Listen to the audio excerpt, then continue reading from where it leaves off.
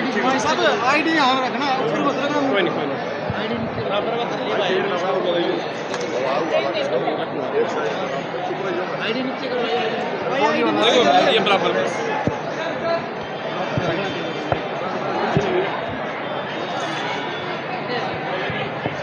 जय प्रताप जी, आज बड़ी जनसभा की है जी। क्या बीजेपी और कांग्रेस के नेताओं की धड़कनें बढ़ गई? ये धड़कनें तो उसी दिन बढ़ गई थी जब हम चुनावी रण में उतरे थे। बस अब ये है कि उन धड़कनों की आवाज़ सुनने लगी है लोगों को। पहले वो धड़कनें गुप्त थी, लेकिन जैसे जैसे हमारा काफिला बढ़ता गया, जैसे जैसे कलान और हल्के की जनता का प्यार मिलता रहा, वैसे वैसे उनकी धड़कनें बढ़ती गई और आज उनकी धड़कनें दूर तक भी सुनाई भी आ रही हैं लोगों को। रविदास समाज ने टिकट की मांग की थी कलाम जी हाँ जी, हाँ जी। क्या कांग्रेस ने आपको टिकट न देकर आपके समाज को गलती की? देखिए, गलती तो करी है, न केवल कांग्रेस ने बल्कि बीजेपी ने भी गलती करी है। मुझे ये समझ में आज तक भी नहीं आया है कि इतनी बड़ी वोट बैंक को दोनों राष्ट्रीय पार्टियां कैसे नज़रअंदाज कर दी। उनकी सोच क्या थी हम नहीं कह सकते, लेकिन उनकी भूल ज़रूर थी और इस भूल का उनको परिणाम भी भुगतना पड़ेगा। कांग्रेस नेता इस तरह से शैलजा को लेकर टिप्पणी करते हैं, जी। क्या उससे कोई समाज में नाराजगी है? देखिए, समाज में नाराज़गी तो होती ही है, क्योंकि हमारा समाज बहुत ईमानदार और मैं ये भी कहूँगा बहुत भावुक है। हमारा समाज बहुत ज़्यादा राजनीति में सक्रिय नहीं है, वो केवल भावनाओं से जुड़ा हुआ है और इस भावनाओं के कारण उन्होंने कांग्रेस पार्टी को अपने सिर पे उठा के रखा हुआ था। मुझे याद है, सन का तो मुझे नहीं पता, किसी ने, आप ही जैसे किसी साथी ने अमिताभ बच्चन जी से एक सवाल किया था कि नेहरू परिवार से आपके बहुत अच्छे संबंध रहे, फिर क्या कारण है कि आपने उस परिवार को अलविदा कहा। तो बहुत सुंदर उनके शब्द थे कि राजनीति में आने के बाद पहली बार मुझे पता लगा कि यहाँ भावनाओं की कोई कदर नहीं। तो जो बड़े नेता हैं, बड़ी पार्टियां हैं, मैं तो आपके माध्यम से उनको कहना चाहूँगा कि आम जनता की भावनाओं की कदर करें। तमाम जो निर्दलीय प्रत्याशी हैं उनके भाषणों में ये कह रहे हैं कि वो जीतने के बाद किसी न किसी पार्टी में जाएंगे। प्रेम प्रधान का क्या? देखिए, मेरा रुख तो बिल्कुल स्पष्ट है। जब पूरे हलके की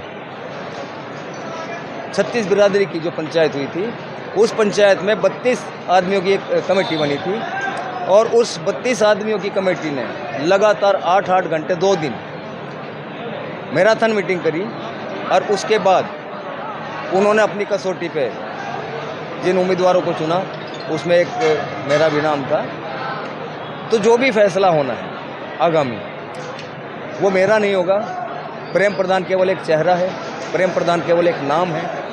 उसके पीछे जो ये जनता खड़ी है, जो ये 32 आदमियों की कमेटी खड़ी, जो कि पूरे हलके से है, वो फैसला करेगी कि क्या करना है।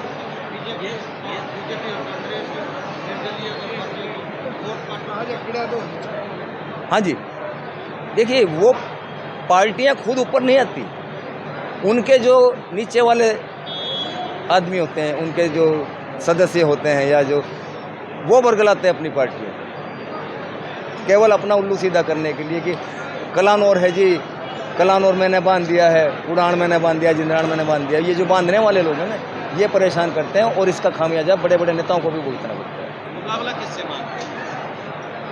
मैं तो अपना मुकाबला किसी से भी नहीं मान रहा जी। आज के हमने तो सारे किले ध्वस्त कर दिए। अगर हमारा किसी से मुकाबला है तो वो हमारी जनता से, हमारी भावनाओं से है। हमें अपनी भावनाओं को रोकना है।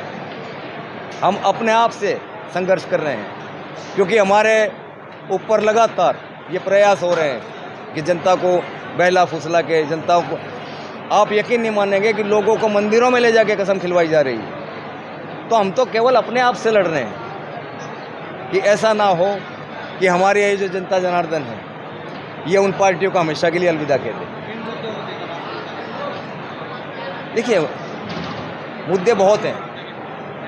हाँ, सबसे बड़ा मुद्दा तो हमारा बेरोजगारी का, शिक्षा का है और जल का है, पानी का।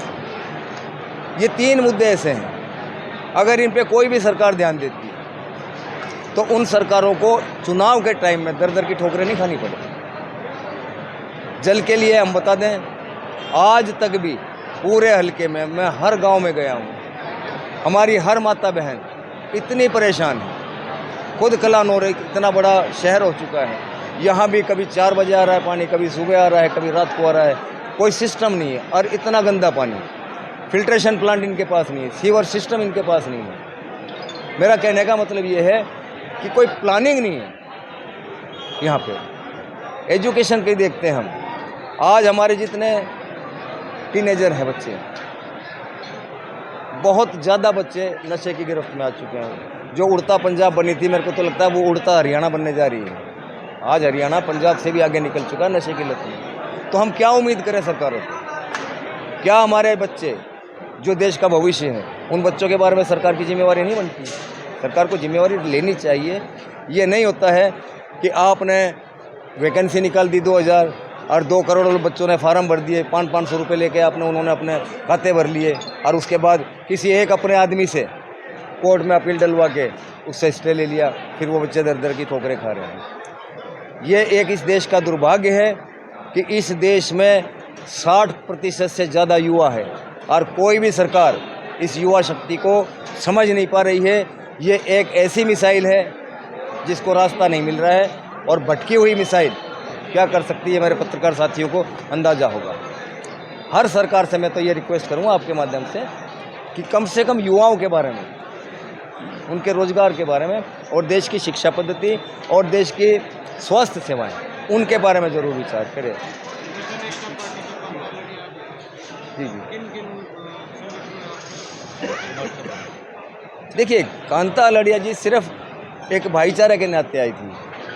हाँ, और रही बात कि किन किन पार्टियों ने समर्थन दिया, तो पार्टियों का समर्थन हमने शुरू में ही लेने से मना कर दिया था। उसका कारण था, हर पार्टी ने कोशिश करी, बीजेपी और कांग्रेस के अलावा, कि आप हमारे सिंबल पे लड़ें पंचायती उम्मीदवार के तौर पे, लेकिन हमने उस चीज़ को नकार दिया, क्योंकि पंचायत का फैसला अंतिम फैसला होता है। और पंचायत ने यह फैसला करा था कि अगर पंचायत किसी उम्मीदवार को उठाएगी तो वो अपने दम पे हल्के की जनता के आगे जाएगी, वोट मांगेगी और अपने दम पे उस कैंडिडेट को बना के विजयी बना देगी।